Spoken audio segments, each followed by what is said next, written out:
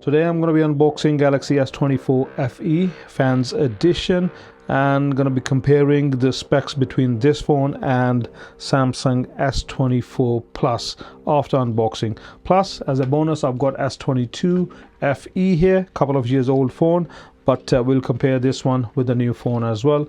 Also, I will share a few cases with you guys. I don't know if they've been delivered or not. If they'll be, I'll check it. If they've been delivered, I'll share it in this video. Otherwise, I will do in some other video. So let's unbox it.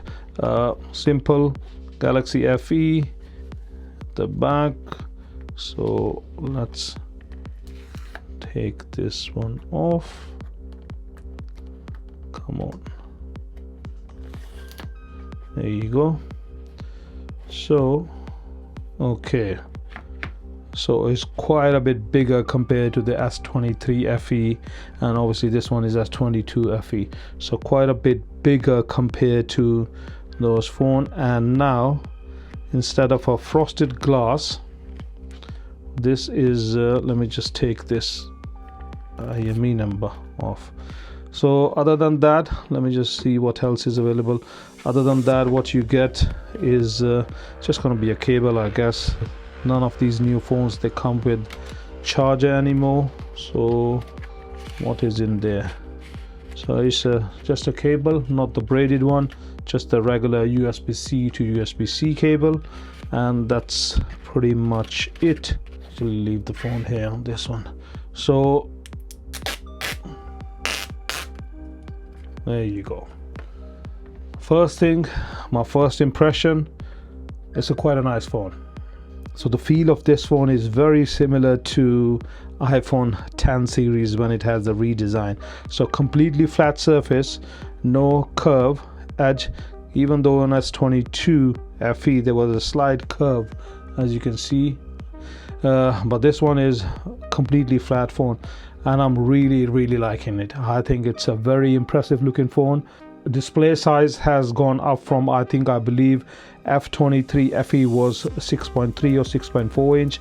This one is a 6.7 inch, so exactly the same size what you get in S24 Plus. So you got a SIM card slot on the top, 2 microphones, 3 cameras at the back. At the bottom you got I think this is a speaker, and then there is a USB-C and a microphones. Nothing on the right side. You got power, and you got volume rockers. Left side is nothing. These are your antennas. What I can see, even I haven't turned on the phone, I think you can catch it on a camera as well. There's a bit of a bezel, even though the metal frame is quite slim, but there is still a bezel. It's complete glass, covered by the glass corner to corner, but you can see a bit of a bezel there underneath the glass, obviously.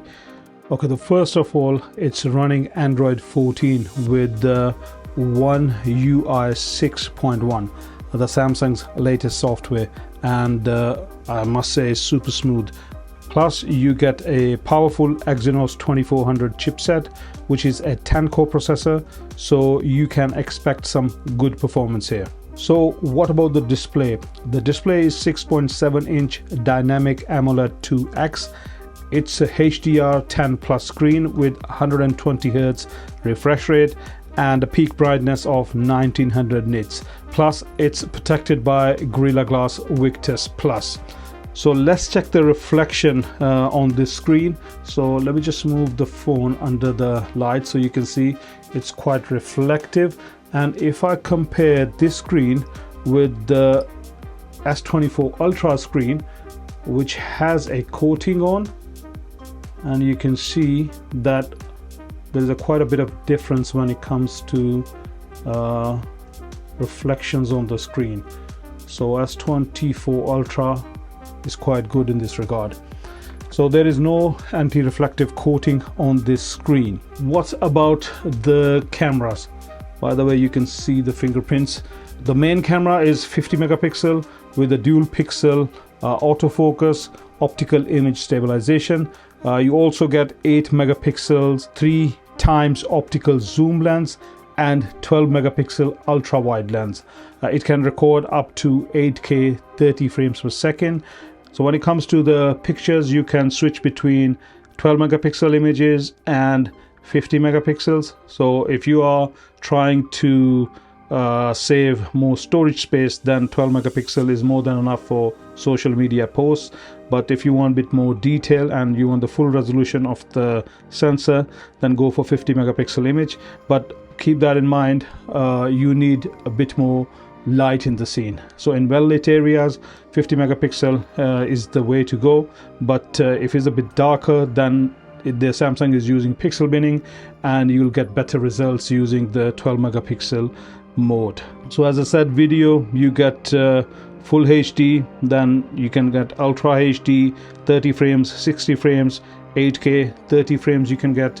So when it comes to the slow motion, you can get slow motion in two different tastes. Ultra HD, which is 4K, you get 120 frames per second, and in full HD you get either 120 and 240 frames per second.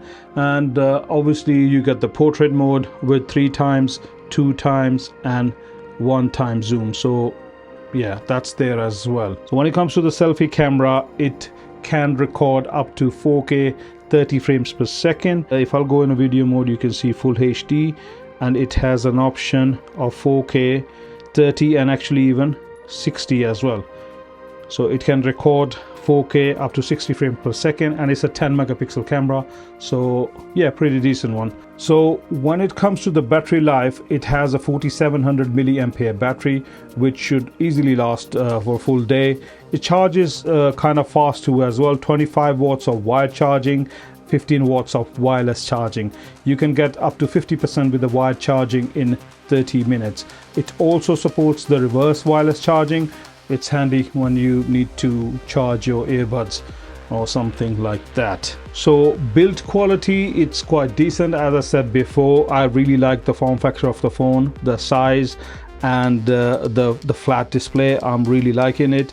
The front and back, they're both glass. It's IP68 rated, dust and water resistant. So when it comes to memory and storage, it has 128 GB of base storage. Then you can upgrade to 256 GB or 512 GB, but all of them, regardless of the storage, all of them, they comes with 8 GB of RAM.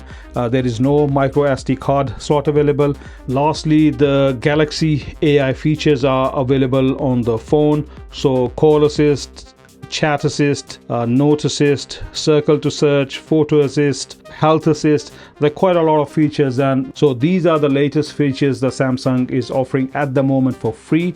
We don't know what's going to happen in future, but at the moment these things are free. You get all these features in Fold 6 as well, the latest one, and all of them, they are present here, so you're not missing out on anything at the moment. Now, how does this phone compare to S24 Plus? Obviously, I don't have S24 Plus. I used to have that phone, but then I upgraded to S24 Ultra.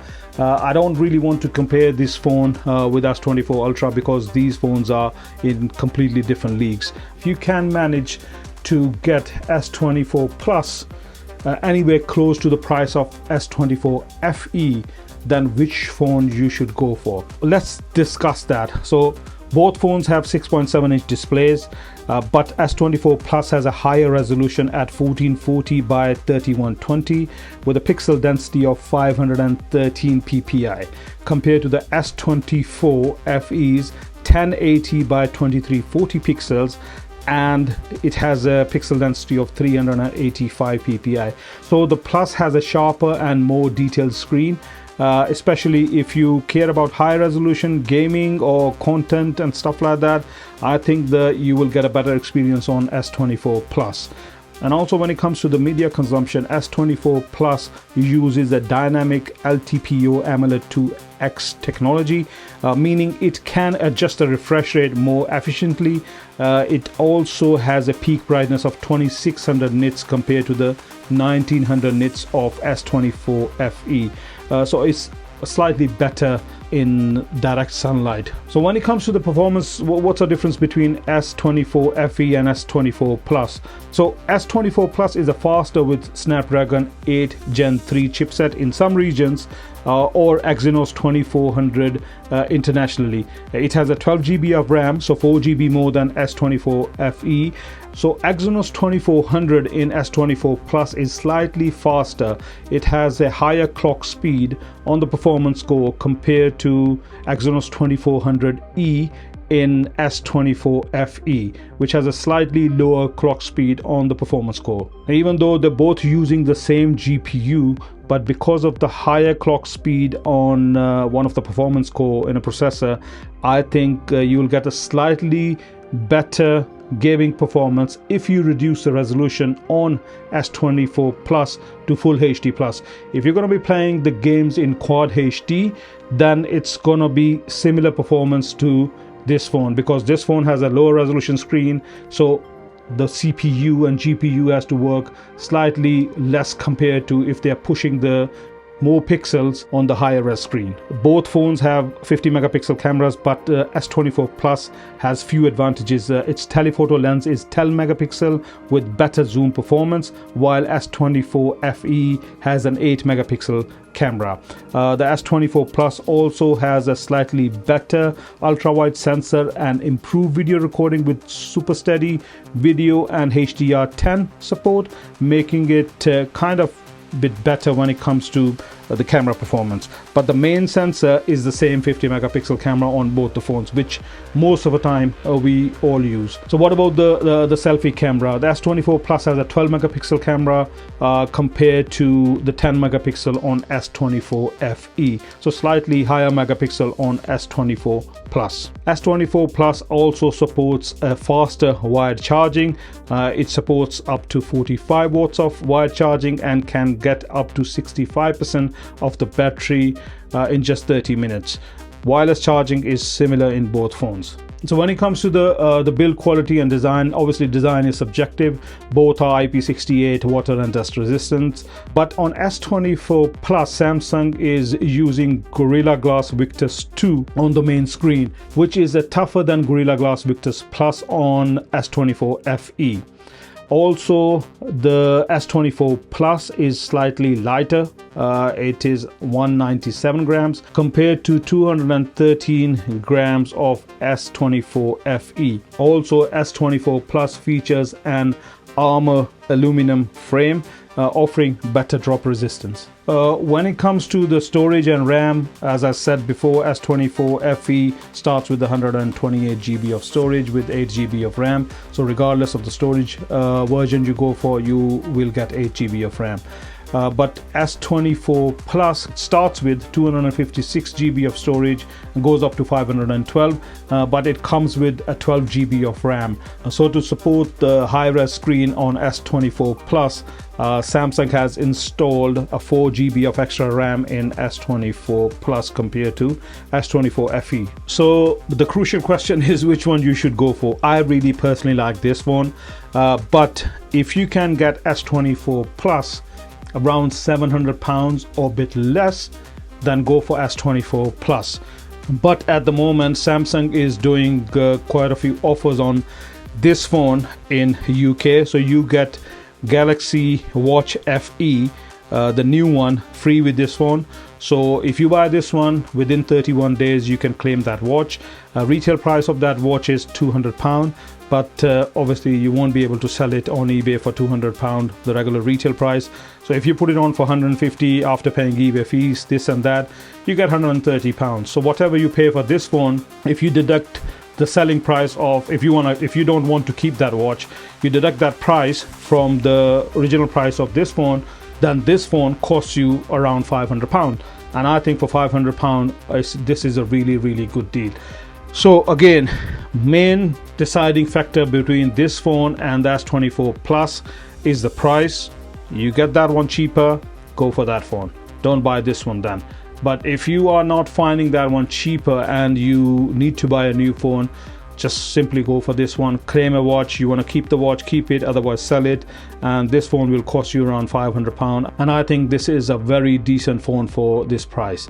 So as Samsung has said in their press conference that they will support all these new phones for next 7 years, so you will get security updates plus One UI updates along with Android updates on this phone for next 7 years. I think it will serve you well, this phone. It's not a flagship, but not far away from a flagship either. So that's it for today. If you have any questions, please feel free to ask me in the comments. And as always, like, share, subscribe, and I'll see you in the next video. Take care. Bye bye.